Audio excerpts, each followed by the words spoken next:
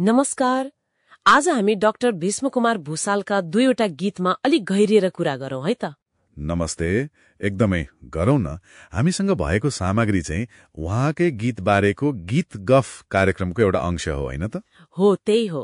अनि हाम्रो उद्देश्य चाहिँ यी गीतहरूभित्र लुकेका अर्थ, त्यो सन्देश केलाउने हो। एउटा राष्ट्रप्रेमको कुरा छ, अर्को चाहिँ वृद्धावस्थाबारे। निश्चय पनि। र रमाइलो के छ भने यी दुई बिल्कुलै फरक विषयलाई एउटै स्रष्टाले कसरी गीतमा उतार्नु भएको छ, खै त्यो नै छलफलको मुख्य विषय बन्ला जस्तो छ। स्रोतमा पनि यसबारे राम्रै चर्चा छ। ल त्यसो भए पहिलो गीतबाटै थालौँ न त। स्वर्ग यही लुकेको छ। शीर्षक नै कस्तो आशावादी हो नि, सकारात्मक भाव छ। यसको मूल सन्देश त मतलब देशलाई स्वर्ग बनाउन अरूलाई कुर्ने होइन, हामी आफैले हो केही गर्ने भन्ने जस्तो लाग्यो मलाई। हो, स्रोतमा पनि त्यही भनिएको छ। गुनासो गर्ने होइन कि आफैले एक्सन लिनुपर्छ भन्ने आह्वान, क्यारे कर्म गर्नुपर्छ भन्ने कुरा एकदम। अनि त्यो भावलाई होइन शब्दले मात्र होइन, संगीतले पनि बोकेको कुरा छ। गैरे सुरेशजीको संगीतले त्यो जोश थपेको भनिएको छ। ए हो र? अझ त्यो गणतन्त्र दिवसमा टुडी खेलमा बजेको प्रसङ्ग झनै रोचक छ नि। हो, मैले नि सुनेकी थिएँ। सुरक्षाकर्मीहरू नै नाच्नु भएको रे। हो, त्यसले त एउटा छुट्टै तरङ्ग ल्यायो रे। अनि स्रोतमा त्यसलाई सामान्य गुजबम्स होइन कि त्यो राष्ट्रिय गौरवले आउने प्राइड बम्स भनेर भनिएको छ। प्राइड बम्स कति अर्थपूर्ण शब्द छ नि, होइन त?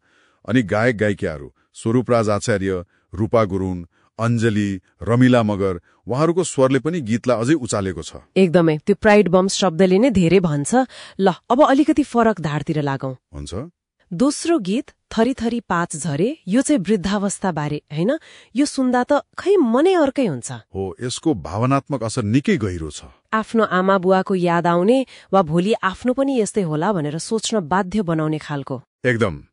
गीत गफ कार्यक्रममा पनि यसको शक्तिबारे चर्चा छ। रामकृष्ण ढकालदाईको स्वरले कसरी भनौं छुट्टै प्राण भरेको छ भनिएको छ। उहाँको स्वरमा त्यो संवेदनशीलता छ नि। हो, त्यो भावलाई अझ गहिरो बनाइदिएको छ। अनि उत्तम पौडेलजीको संगीत र भिभी अनुरागीजीको एरेन्जमेन्टले पनि त्यसलाई सघाएको कुरा छ। एरेन्जमेन्टको पनि भूमिका हुन्छ है? पक्कै पनि।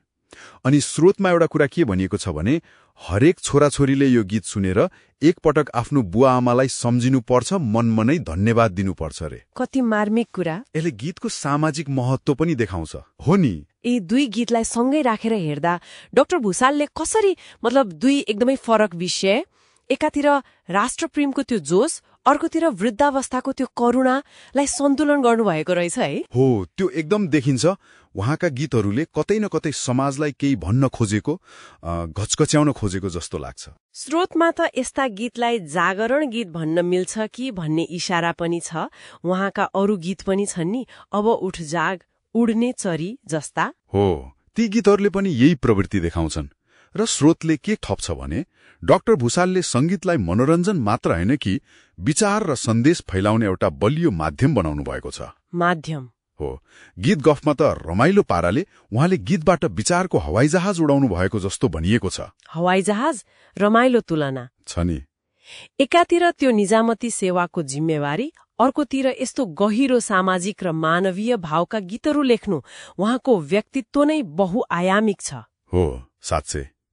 त्यसो भए आजको हाम्रो यो कुराकानीको सार के रह्यो त भन्दा संगीतको शक्ति कति धेरै रहेछ भन्ने नै हो है। एकदम। एकातिर राष्ट्रिय गौरव जस्ता ठूला कुरा जगाउने, अर्कोतिर बुढ्यौली जस्तो नितान्त व्यक्तिगत गहिरो अनुभवलाई छुने डाक्टर भुसालका यी दुई गीत त उदाहरण मात्र हुन्।